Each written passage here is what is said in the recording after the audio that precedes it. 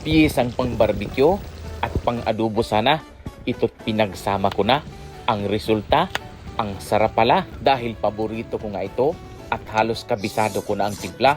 Kaya naman sa aking adventure sa Albay ay dinala ko na at dito ko tinikman ang masarap na lasa. Tara po ka-adventure, samahan nyo naman ako at dito pa rin tayo magsama-sama sa napakagandang probinsya ng Albay. At sa ating episode nga po ngayon ka-adventure ay ituturo ko po sa inyo kung paano lutuin ang pinagsamang ulo at atay ng manok. Marahil po ka-adventure ay first time nyo ring makita ang ganitong klase ng pagluluto. Kadalasan po kasi ang ulo ng manok ay ginagawang barbecue at ang atay naman ay ginagawang adobo.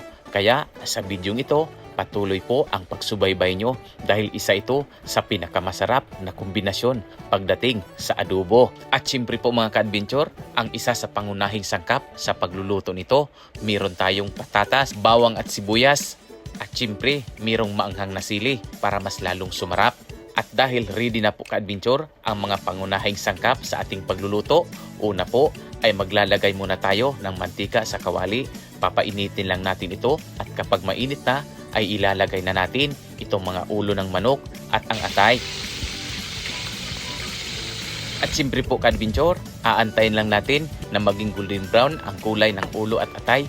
At ito nga po ang paraan natin para mawala yung lansa. At kung patuloy ka pa rin po kaibigan na nakasubaybay sa video na ito at natry mo na rin na magluto ng ganitong klaseng putahe, pwede ka pong mag-comment, pindutin mo na rin ang heart button, pa-share na rin po ng video na ito. At sumunod naman po ka-adventure ay nagisa nga po ako ng bawang, sibuyas at isama na rin nating igisa itong patatas. At siyempre pagkatapos po natin na magisa ito at isasabay na rin po natin yung ating prinitong ulo at atay ng manok. At pagkatapos po hahalu-haluin lang natin ito at lagyan na rin natin ng isang basong tubig para mas maluto yung inilagay natin na patatas. At siyempre po ka-adventure, karaniwan lang pampalasa natin at pampasarap itong toyo. Lagyan natin ng kunti at hahalu-haluin lang natin ito para mag-mix po at mas lalong sumarap itong ating niluluto na ulam.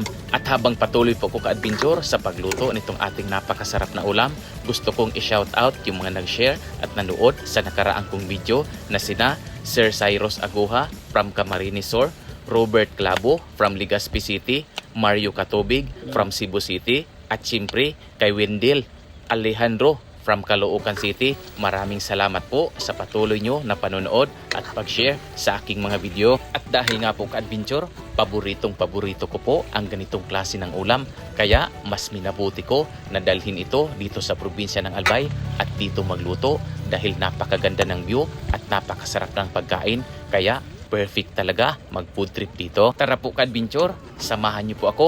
Food trip na po tayo. So yun, try muna natin yung patatas.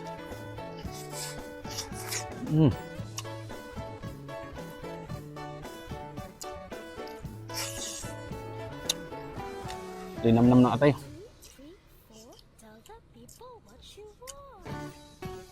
Init. Ah.